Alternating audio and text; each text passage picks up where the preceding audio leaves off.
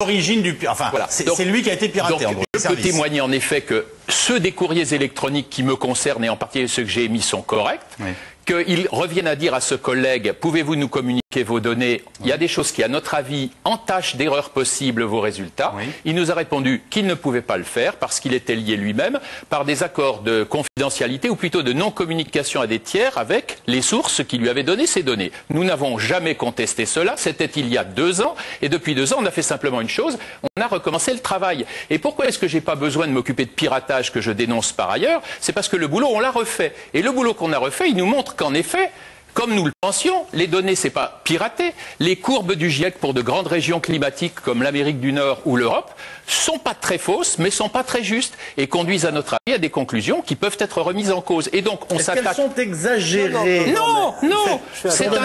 C'est un travail qui n'a pas de raison pour moi d'être critiqué d'un point de vue moral, d'un point de vue scientifique. Nous avons refait le travail et ce travail que nous avons refait ne conduit pas au même résultat. Donc c'est un débat scientifique. Alors tenez, on est en gros plan sur vos documents, mais on ne sait pas ce que c'est. Expliquez-nous ce qu'on voit sur votre document. Alors, ce que vous voyez ici... Tout le monde est venu avec ses cartes. Alors moi, oui, on est venu avec ma carte aussi, mais je vais sortir ma carte de presse. Non, mais attendez, laissez-le la terminer. science sans document, c'est un peu difficile. Et j'ai déjà joué à ce jeu oralement. Je préfère que les téléspectateurs voient la courbe. Vous voyez en bas une figure qui vient du rapport du GIEC, 2007, il a 2 ans à peine. En noir, cette grosse courbe épaisse, c'est la température donnée par ce fameux centre britannique, et elles sont toutes à peu près d'accord, comme l'a montré Jean Jouzel, de 1900 à 1995 ou quelque chose comme ça. En rose, ce sont les modèles numériques qui, prenant en compte les gaz à effet de serre, semblent confirmer que sans gaz à effet de serre, on ne peut pas expliquer le réchauffement climatique récent de l'Europe et comme de tous les autres continents.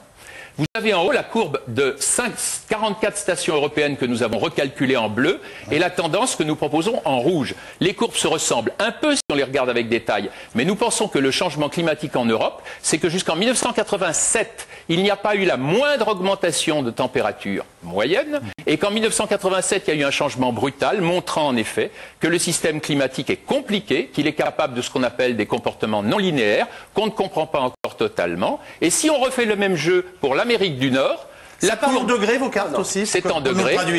Et si vous refaites l'exercice pour l'Amérique du Nord, vous voyez que le climat en Amérique du Nord n'a rien à voir avec le climat de l'Europe, que l'année la plus chaude c'est 1930 et pas 1998 comme on l'a cru un moment, qu'il y a des périodes de refroidissement importantes et que la période d'augmentation récente est de la même ampleur que celle d'avant 1930. Quelle conclusion en tirez-vous? Conclusion pour l'instant, il faut regarder les données avant de rentrer dans les programmes d'ordinateur des données partiellement inexactes ou d'en sous-estimer les incertitudes. Comment se fait-il qu'il puisse y avoir des divergences entre vous? Moi, je montre les mêmes... Alors allons-y, c'est reparté. On a fait le même exercice. J'espère que la caméra le voit, c'est juste... Non, mais c'est pas grave, on a fait le même exercice. Donnez-le-moi. Oui. Je vais la montrer à la caméra. Voilà. Donc simplement, ce sont les données utilisées par Jean-Louis Lemoyle et Vincent Courtillot, celles sur l'ensemble de l'Europe, et la courbe verte, je crois, est celle utilisée par le GIEC. Elles sont tout à fait identiques. Donc, on a refait le travail sur l'Europe. Donc là, vous nous dites que vous êtes d'accord? Oui, mais bien sûr. Les données sont oui, mais vous l'êtes ou vous l'êtes pas? C'est quand même incroyable. Je suis d'accord avec ma courbe. Eux, s'ils le sont devenus, tant mieux. Non, mais c'est la même courbe. Non, ce sont les données utilisées par le GIEC. C'est ce qu'on a fait. Ma seconde question, si vous voulez, c'est pour calculer la courbe mondiale, il faut faire ça partout. Oui. Qu'est-ce que ça fait déjà si vous ajoutez le climat de l'Europe au climat de l'Amérique du Nord? Nous commençons à penser que la notion de température globale est très difficile à définir et que son sens physique est loin d'être évident. On ne dit pas que c'est réglé. On dit encore une fois que la certitude qui apparaît dans les rapports du GIEC aux décideurs politiques, pas dans le rapport, est déraisonnablement haute. Donc, c'est pour ça, pardonnez-moi, je vous redonne la parole, que vous avez utilisé cette expression qui ne m'a pas échappé, la version GIEC du réchauffement climatique.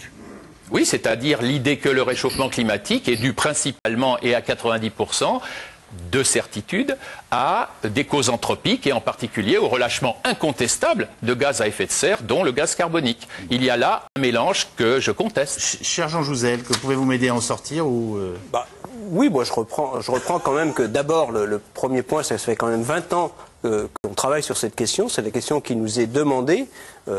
On observe un réchauffement, on observe que la quantité des gaz à effet de serre augmente, ça on est d'accord. Et effectivement, il y a eu un pas de fait dans l'attribution dans le dernier rapport du GIEC, c'était très lent. hein, 20 ans. Donc on ne nous dise pas qu'on a... Et avec des centaines de pages de discussion. Donc je redis, et moi j'adhère complètement, il n'y a rien qui remette en cause actuellement. Ça peut se rediscuter certainement, c'est un débat scientifique, mais le débat du GIEC s'appuie sur des choses extrêmement précises, et en particulier que, effectivement, on ne peut pas expliquer le réchauffement des 30 dernières années ou 40 dernières années sans tenir compte de l'augmentation des gaz à effet de serre. Ce qui est intéressant dans cette conversation que nous avons entre deux spécialistes, qui sont deux scientifiques, c'est une conversation que nous avons en France qui maintenant commence à essaimer à travers le monde. C'est-à-dire que jusqu'à présent, on écoutait le GIEC qui avait une certitude et qui nous l'a communiqué. Aujourd'hui, il y a des scientifiques indépendants comme Vincent Courtillot, comme d'autres, il y en a partout dans le monde. Et quand on regarde Internet, il y en a des dizaines de milliers qui se manifestent. Laurent, c'est quand même très grave parce que quand on dit ça, il y a deux choses assez machardes qui ont été dites. Un, c'est la version GIEC du réchauffement climatique. Ça sous-entend qu'il n'y a pas finalement globalement d'accord scientifique. Et c'est pour ça qu'on est réunis ce soir. Secondo, vous venez d'induire, Laurent Cabrol, qu'en gros, ils sont sous surveillance gouvernementale. Alors, le GIEC est un groupe de scientifiques qui délibèrent, qui combattent, qui s'affrontent. Et ensuite, il y a une conclusion politique à leur délibération. On ne peut pas dire autrement, parce qu'il y a ce qu'on appelle le consensus. Le consensus, il faut bien rassembler les idées, mais peu importe, on a un consensus. Mais c'est comme si je disais que vous faites la météo d'Europe 1 et non pas la météo, vous comprenez? Et que je sous-entendais par là que c'est une météo qui n'est pas honnête parce qu'elle est la météo d'une seule radio et pas des autres. C'est un peu gros quand même. Je dis pas qu'ils ne sont pas honnêtes, je dis que, en fin de compte, ils sont canalisés vers un but qui est le but politique d'annoncer, d'affirmer que l'homme est responsable du réchauffement climatique. Ça, c'est le résultat de l'enquête que j'ai pu mener. Or, depuis quelque temps, il y a beaucoup de scientifiques indépendants qui disent, attendez, ou indépendants, ou qui sont opposés au GIEC, peu importe, qui disent, attendez, on est sûr de rien. On est sûr de rien. On est dans une grande incertitude. Or, ce qu'il faut retenir ce soir, c'est qu'en ce moment, à Copenhague, il y a 128 pays qui délibèrent sur l'avenir de notre vie, qui sont en train de dire voilà comment il va falloir que l'on vive demain, alors qu'on est sûr de rien.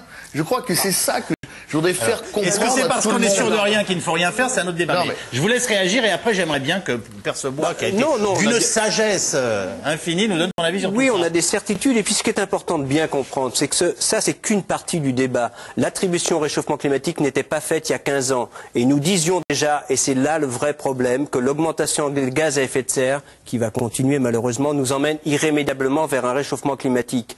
Le fait d'avoir déjà détecté dans les données actuelles n'est qu'un point de passage. C'est pas le point fort du raisonnement. C'est le fait que simplement la chaleur s'accumule et comment la balle est dans le camp des sceptiques. Comment démontrer que avec l'accumulation de chaleur, il n'y a pas de réchauffement? C'est bien ça le problème. Personne nous amène de réponse à tout cela. Donc moi, je voudrais bien quand même voir. C'est plutôt ça qui est le problème. Donc l'attribution n'est qu'un point de passage.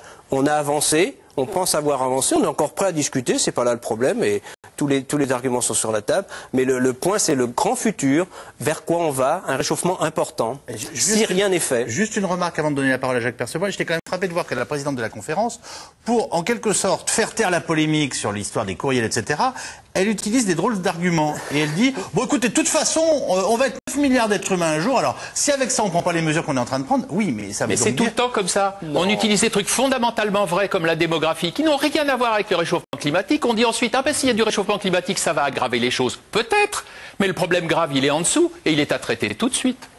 Alors, Jacques Percebois, qu'est-ce que vous comprenez de toute cette polémique qui tombe au moment où on est en train de faire cette réunion de Copenhague et où, je le rappelle, notre conversation de ce soir, elle se fait aussi dans un cadre politique où il y a beaucoup d'enjeux. On a un président de la République qui s'est immergé là-dedans, qui dit qu'il veut organiser un leadership autour de tout ça. Comment vous percevez ces choses? Alors, je dirais trois choses. La première, moi, je ne suis pas climatologue, donc je ne suis pas compétent pour trancher le débat, même si, de par mes lectures, je suis plutôt, je dirais, du côté de ce que dit Jean Jouzel en étant convaincu quand même que l'activité humaine, et notamment l'activité énergétique, a un impact sur le réchauffement.